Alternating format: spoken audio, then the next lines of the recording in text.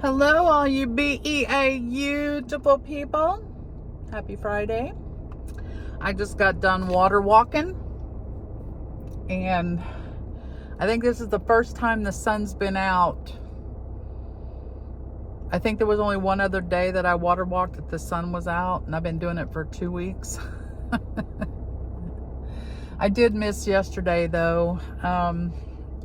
A classmate of mine, she lives in Venezuela, and as most of y'all know, they had those earthquakes. So I stayed up talking to her throughout the night before last. Her dad has Parkinson's, and her mom has dementia real bad. And then I'm not sure how old her son is. She adopted him. Somebody just left him at the hospital, and she took him home as a baby, and she just ended up adopting him. But they ended up having to sleep in a park, and I just could not even imagine. And there probably wasn't any sleeping, but she texted me about, it was 5:30 our time, so it was about, I think she said it was 6:30 their time. They got the okay to go back home. And then when I messaged her about 10:30, 11 o'clock, I was like, I know you're resting, but I just wanted to check on you guys. And she's like, I'm not resting. She's like, it's just so much. And their house was fine. They just had no electricity, water, things like that. But if you could, please keep them in your thoughts. And if you pray in your prayers, they really need it, because they had two within 34 seconds, both over 7 magnitude. I think one was 7.5 and one was 7.2 or 3. And then there was like one in Japan, the one in the Philippines. I mean, like, what in the world is going on? It's crazy. It's crazy. Got these earthquakes, you got volcanoes erupting, you got Dacio, whatever you call it, that we've been getting here. I don't know what it is, what it even pertains to be honest, but they say it's rare. But we've had several of them. I don't know what it is. I haven't even looked it up. I just hear them talking about it, Dacio. But the world is weird. The world is weird right now. But we're supposed to have storms, I think, throughout the week. But today, there's not a cloud in the sky. It's sunny. And the water walking it felt so good because you had the sun hitting down on you. And we water walked probably about an hour and 15 minutes. Probably would have walked a little more, but a lot of people decided to come today, and it was towards like the last, 15-30 minutes we were there. And that, hey, that's what it's for. Let everybody get in and get their exercise. Mainly older people, but so I was like, I've got an hour and 15, let's kind of get out of here and give them a little bit of room as well, because when you're walking, you're just from the 5 foot to the, at the very, whatever it is, 2 foot, whatever it is. But there's not a lot of room width-wise for you to like walk down, walk back up without you trying not to hit people. And when you're going backwards, you're constantly looking because you don't want to run into somebody. But so that opened up a little spot for somebody else. But it feels good. It feels really good. My legs, I feel like there's the muscle tone is getting there. I feel it, and I hope by the end of the summer that I've built a little bit of muscle in them legs. I used to have muscular legs, believe it or not. I did, because I walked a lot. Even when I had a car, like, I'd walk. But then I got fat and decided not to walk anymore. But speaking of fat, I know I shouldn't use that word, but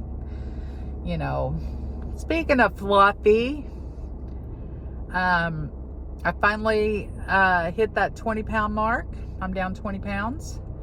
And, well, okay, I'm lying. It's 19 and some change. But it's almost there. Probably be there today or tomorrow. But that's really exciting because it's been about 2.5, 3 months since I started this with changing up my eating habits and things like that. And now within the last 2 weeks being able to have some good exercise. And I'm only able to exercise one arm, but I do I'm waiting for the orthopedic doctor to call for my arm, so we can get that out of the way, get that figured out so that I can start exercising that arm. But yeah, it's just been a crazy week, really. Today's got to be laundry day. I got to do some laundry and wash the bedding and get that all out of the way, so I'm not doing it this weekend. And my daughter called me yesterday, my youngest daughter, and she got all of her stuff for college done, and her FAFSA, what do you call that, FAFSA? I filled out many of those, but I can't remember if it's FAFSA, something. Anyway, y'all probably know what I'm talking about. And she's got a walkthrough at a college that she's looking at in Oklahoma City, and I'm really proud of her. I hope that she stays with it. But she's always talked about it, but she's never went this far as to get all the paperwork done and stuff and go to a college and look. So, but I guess she wants to go into radiology. She always wanted to be an RN, but she's changed it. So she loves, helping people, working with people. She's worked in nursing facilities for a while, and she did some desk jobs too, but she always ends back up at, taking care of people. And I love that about her.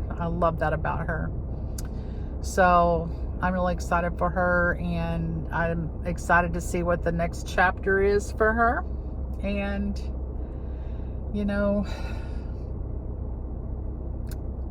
she'll do fine. She'll do fine.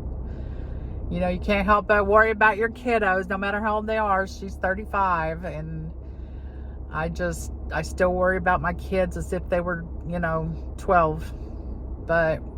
And sometimes I stick my nose in.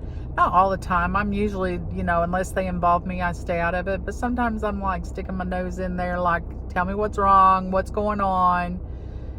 Just talk to me, no judge me here. And, my kids, they know that they can call and talk to me about anything, and there's no judgment. I might grab them out or say, you shouldn't have done that or whatever. But I don't judge them about it. I don't keep harping at them unless it's really, really bad and they keep doing it. Then I'm still going to harp at them. But overall, my kids know they can talk to me about anything. It's always been that way. When they were growing up, I was like, if you get out there and you're at a party and you decide to drink, don't drive home. Call me. I will come get you. No questions asked, because I would rather get you home safe and,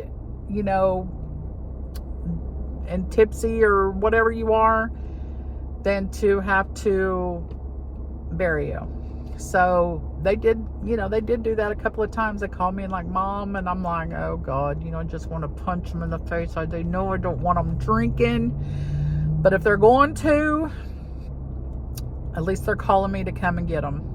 And that was the rule. I never asked any questions. They would talk to me about it the next day, and I would just tell them, if you feel like you got a drink, that, thank you for calling me. Thank you for calling me and letting me come get you, because not every parent does that.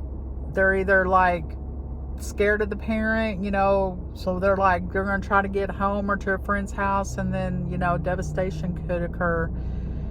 But my kids have always been like that, though. They'll call me and like, Mom, come get us.